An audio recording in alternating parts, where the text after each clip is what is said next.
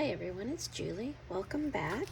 Hey, today I wanted to come on and turn the camera on and show this little glassine bag. And it's a folder with a little journal inside of it. And yeah, I just open this up that I clipped onto the glassine bag. I had to make the bag because I don't have any. So this is vellum. I just put some washi tape on there. And then here's the little folder that holds the journal. Just a little flippy notepad there to write on. A big tag that I didn't embellish that much yet. Cute little girl on a postcard. And then here is the journal. It is a no-sew journal. It just has 2 holes at the top of the pages and some sari silk to hold the pages together. Just flip it open. You can journal here, over there. You can journal everywhere. Here's another journaling page. Just a little piece of paper to jot down some notes. And then we've got this little booklet. Now, I didn't make this one. I got this from Kathy's Garden. Her Etsy shop is called, I forgot. I'll have to look it up and link it below. Sorry. It might be Kathy Garden's Picks or something like that. But she does a great job on her tutorials, and everything she makes is so pretty. And so it's just a little tiny journal. Just some coffee dyed paper. They're all plain. And then it's a 3-hole pamphlet stitch, and she put some little beads, faux pearl beads on the strings there. Or I should say wax thread. So a lot of spaces for writing. And she's got a little tuck spot with a little tag, so that's super cute. And then I have that little book clipped on there. Some pretty ladies.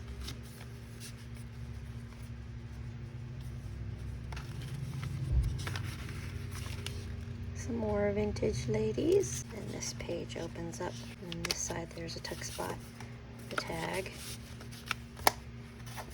And that's it. I haven't finished embellishing this one yet. I'll probably add more little flowers and more lace and stuff like that. I kind of have to do this in different days, different layerings of things. Boy, speaking is hard. So yeah, I'm going to try to make something similar. This time I'm gonna make it like a tall, skinny journal with a glassine bag and with the little folder to hold it. Okay, so I'm going to start by taking some 8.5 by 11 vellum pages.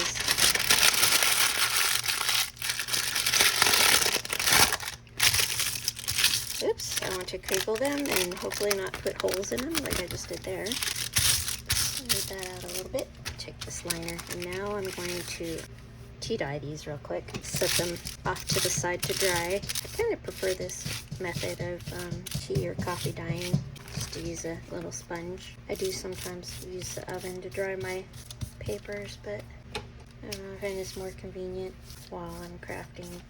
Okay, just move those out of the way. Then I've got some tea in a little mini mister thingy. And take my seam binding, kind of pick up some of that tea, give it a good crinkle. I'm gonna let that dry, sorry. And then I'm gonna give this file folder a quick tea dye too. A tea wash, I should say. Gotta take my little spritzer. There we go. Next, I wanted to choose some papers that I want to use in my little journal. Here's some of the ones I've printed off already, but I also want to choose some papers out of this pad and tea dyed at the back of the pages. That one and that one. That should do.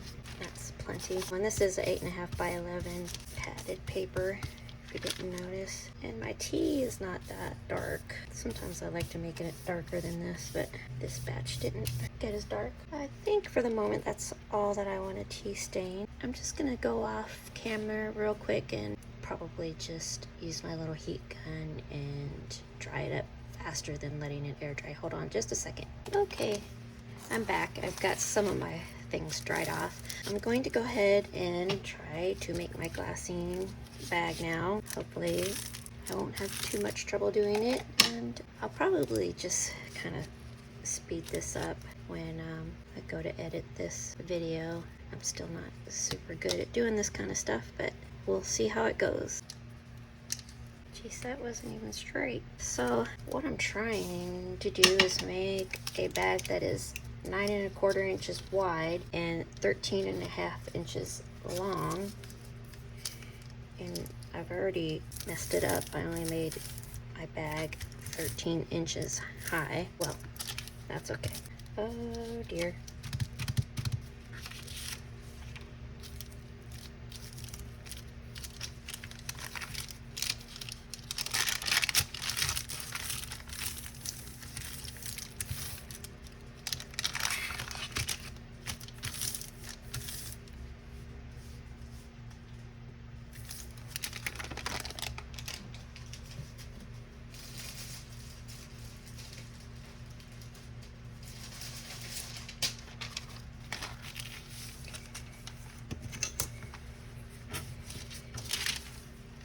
Yep, guys, got to start over. This was much easier when I was not trying to turn my camera on here and do this.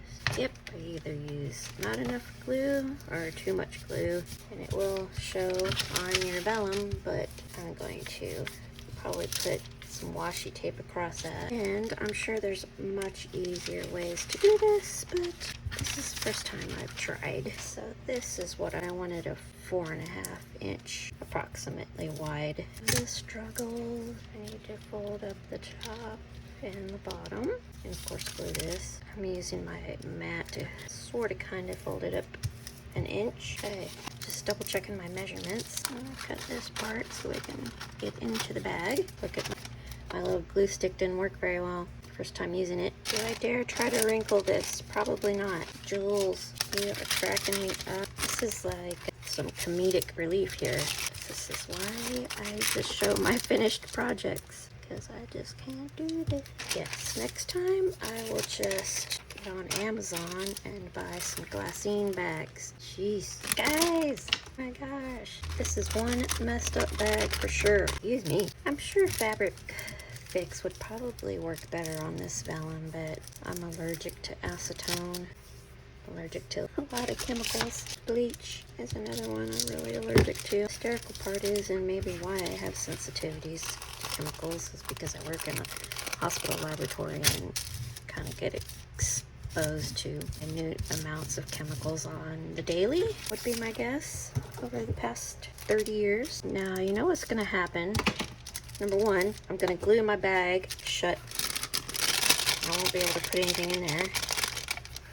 And then I want to spritz it with some tea, and it's probably going to get my glue all wet and it's going to unglue itself. The struggle is so real. Sorry, probably going to edit all this out or not even show it. We shall see. Ta-da!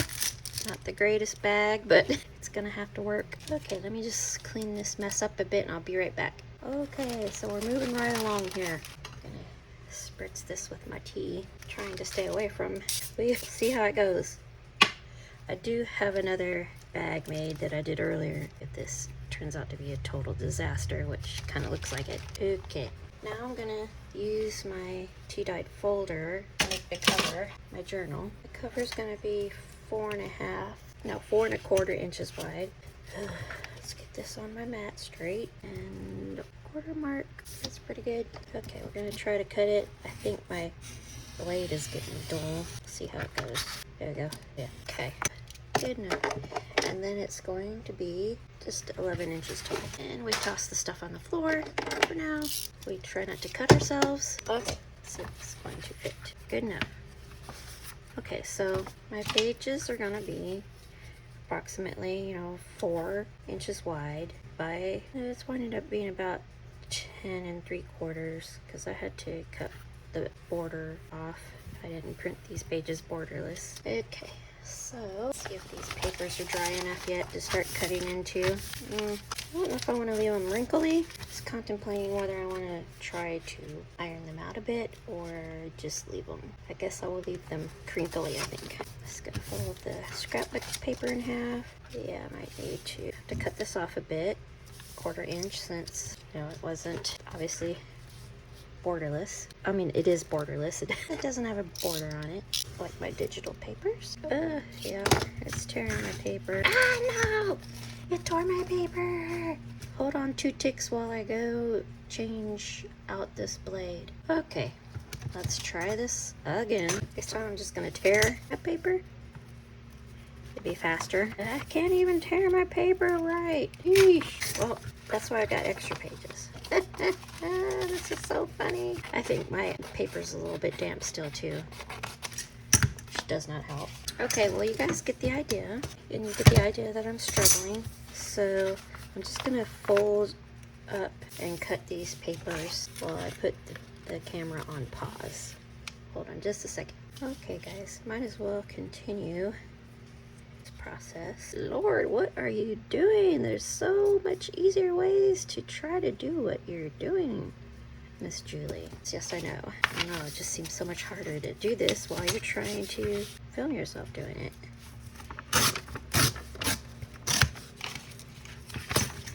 I definitely can't craft and talk at the same time. That's really a big no-go for me. So here are my scrapbook papers. We're just using them as is. Oops, I forgot to check, make sure they're not too long. They're gonna be okay. Good enough.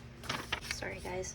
Here's the digital papers that I'm going to use, and I'll try to link in the description what digital kit these papers are coming from.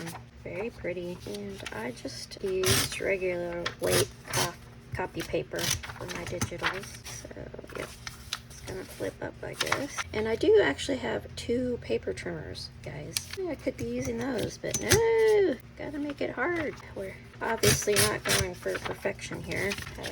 Cool. So I guess I'm going to wind up with, I didn't even count to see, 8 digitals.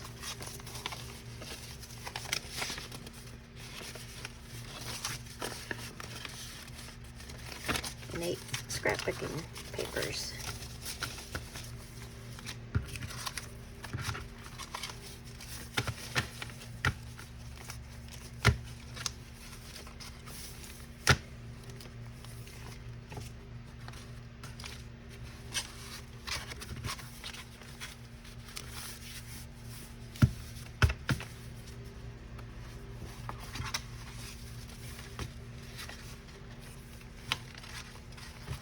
I think I'll probably trim these down. I mean, I guess it doesn't matter. It can be hanging outside the cover file folder thing. That's fine. I'm going to go ahead and end this video for now, and next time I'll come back and decorate this up. I'll punch 2 holes in here on the top of these pages so that they'll flip up like this, and then start to embellish it and embellish the cover somehow. Alrighty, guys, well, I don't blame you if you didn't watch all the way through this one. Woo! It was not good. Sorry, guys, but I just wanted to share this because I thought it was a really cool idea to have a